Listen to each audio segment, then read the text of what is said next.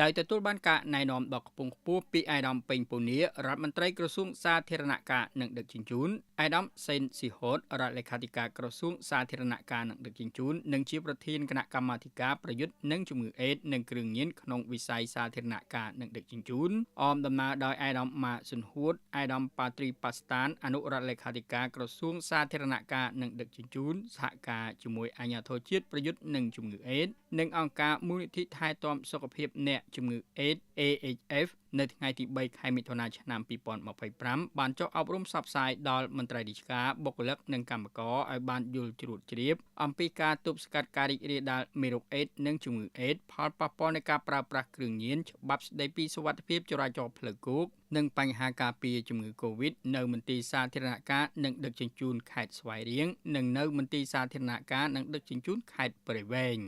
គោលបំណងនៃការចុះផ្សព្វផ្សាយនេះគឺធ្វើឡើងដើម្បីជាការក្រើនរំលឹកដល់មន្ត្រីរាជការបុគ្គលិកនិងកម្មករបម្រើការនៅមន្ទីរសាធារណការនិងដឹកជញ្ជូននៃខេត្តនីមួយៗក្នុងការចូលរួមការពារទប់ស្កាត់ការចម្លងមេរោគអេដស៍និងជំងឺអេដស៍ជៀសផុតពីការប្រើប្រាស់គ្រឿងញៀននិងការពញាក់ស្មារតីឲ្យមានការប្រុងប្រយ័ត្នបានខ្ពស់ចំពោះបញ្ហាធ្វើដំណើរទៅគ្រប់ទីកន្លែងមានស្មារតីទទួលខុសត្រូវរក្សាសុវត្ថិភាពជាចំណែកក្នុងការចូលរួមកាត់បន្ថយគ្រោះថ្នាក់ចរាចរណ៍ទាំងអស់គ្នាអាដាមរដ្ឋលេខាធិការបានថ្លែងអំណរគុណនិងបានពំនាំនៅប្រសាសន៍ផ្ដាំផ្ញើសួរសុខទុក្ខពីអាដាមរដ្ឋមន្ត្រីពេញពូនីជូនដល់ថ្នាក់ដឹកនាំមន្ត្រីរាជការបុគ្គលិកនិងកម្មករបម្រើការនៅមន្ទីរសាធារណការនិងដឹកជញ្ជូននៃខេត្តនីមួយៗដែលតែងតែខិតខំយកចិត្តទុកដាក់ក្នុងការបំពេញកិច្ចការងារអាដាមបានអំពាវនាវសូមឲ្យមានការចូលរួមគោរពអនុវត្តទាំងអស់គ្នាគឺត្រូវជៀសឲ្យឆ្ងាយពីគ្រឿងញៀនចូលរួមការពារទប់ស្កាត់ការចម្លងមេរោគអេដស៍និងជំងឺអេដស៍និងត្រូវគោរពច្បាប់ស្តីពីចរាចរណ៍ផ្លូវគោកគ្រប់គ្នា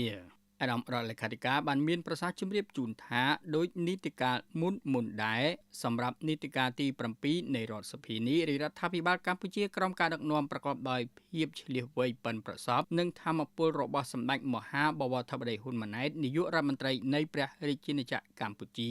បានបន្តយកចិត្តទុកដាក់ក្នុងការប្រយុទ្ធប្រឆាំងគ្រឿងញៀនខុសច្បាប់គឺជាអាទិភាពនយោបាយដ៏សំខាន់របស់ខ្លួនហើយរដ្ឋាភិបាលក៏បានប្រកាសដាក់ចេញនៅវិធានការស្តីពីយុទ្ធនាការប្រយុទ្ធប្រឆាំងគ្រឿងញៀនខុសច្បាប់លើកទី10ផងដែរដូចនេះដើម្បីចូលរួមចំណែកធានាប្រសិទ្ធភាពនៃការអនុវត្តយុទ្ធនាការប្រឆាំងគ្រឿងញៀនខុសច្បាប់ដែលជាអាទិភាពនយោបាយដ៏សំខាន់របស់រដ្ឋាភិបាលក៏ដូចជាការលើកកម្ពស់ជំនឿទុកចិត្តប្រសិទ្ធភាពការងារនិងអភិបាលកិច្ចល្អនៅក្នុងស្ថាប័នរដ្ឋទាំងថ្នាក់ជាតិនិងថ្នាក់ក្រោមជាតិទាំងក្នុងជួរកងកម្លាំងប្រដាប់អាវុធនិងមន្ត្រីរាជការស៊ីវិលរដ្ឋាភិបាលមានភាពចាំបាច់ក្នុងការដាក់ចេញនៅវិធានការដ៏ម៉ឺងម៉ាត់3ដាច់ខាតរួមមាន1ក្រសួងស្ថាប័ននិងរដ្ឋបាលថ្នាក់ក្រោមជាតិត្រូវបង្កើនការត្រួតពិនិត្យជាប្រចាំចំពោះមន្ត្រីរាជការស៊ីវិលមន្ត្រីនគរបាលជាតិនិងយោធិនព្រមទាំងមន្ត្រីជាប់កិច្ចសន្យាដែលស្ថិតក្រោមអវត្តរបស់ខ្លួនលើការប្រើប្រាស់គ្រឿងញៀនខុសច្បាប់ឬមានពាក់ព័ន្ធគ្រឿងញៀនខុសច្បាប់ពីគ្រប់ក្រសួងស្ថាប័ននិងរដ្ឋបាលថ្នាក់ក្រោមជាតិត្រូវចាត់វិធានការបញ្ចប់តំណែង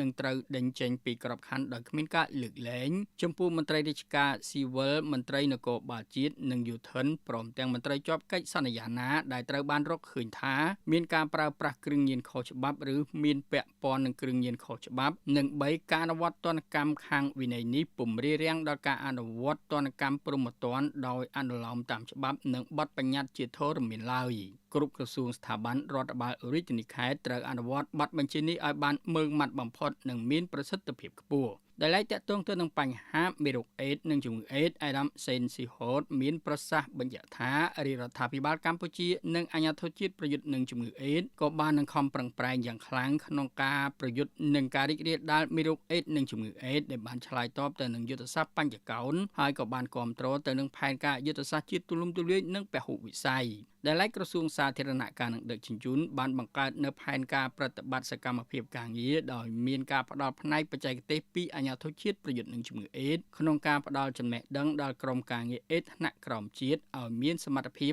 និងបំណិនក្នុងការចូលរួមអប់រំផ្សព្វផ្សាយទប់ស្កាត់ការរីករាលដាលមេរោគអេដស៍និងជំងឺអេដស៍និងគ្រឿងញៀនព្រមទាំងសុវត្ថិភាពចរាចរណ៍ផ្លូវគោកយ៉ាងសកម្មតាមរយៈវិស័យសាធារណការនិងដឹកជញ្ជូន